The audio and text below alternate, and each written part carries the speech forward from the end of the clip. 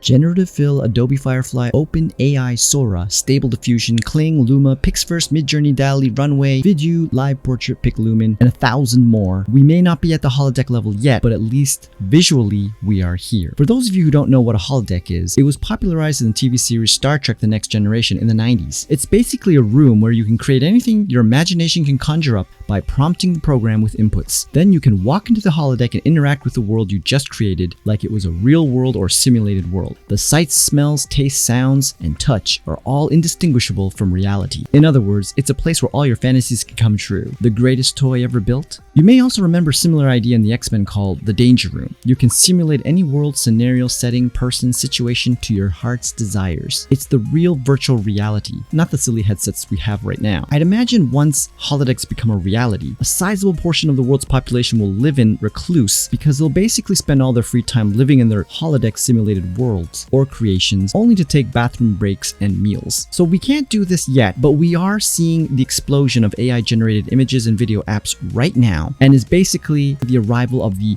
visual holodeck. We can create new images from scratch or recreate pre-existing images and videos with these programs to an infinite amount of variations and options. You can literally now create anything you want visually, limited only by your imagination and your ability to articulate in words your prompts. I can now go back to any of my old photos or videos and create an infinite amount of variations of them. You can take images and make them come to life. You can take photos and extend them to create entirely new videos. The possibilities are endless, but therein lies the problem. We don't have endless time. I found myself so exhilarated by the freedom and infinite possibilities available to us with these apps, but quickly realized how little time we have to explore them. I've probably spent 80% of my free time the past week experimenting with these apps and made a ton of images and videos. However, the wait times, even when using multiple devices and instances to get more done in less time, still is a long, painstaking process of waiting for generations to complete. And many times the generations do not turn out the way we like, and so we have to redo them. And you'll find 2, 3, 5, 8 hours will go by just like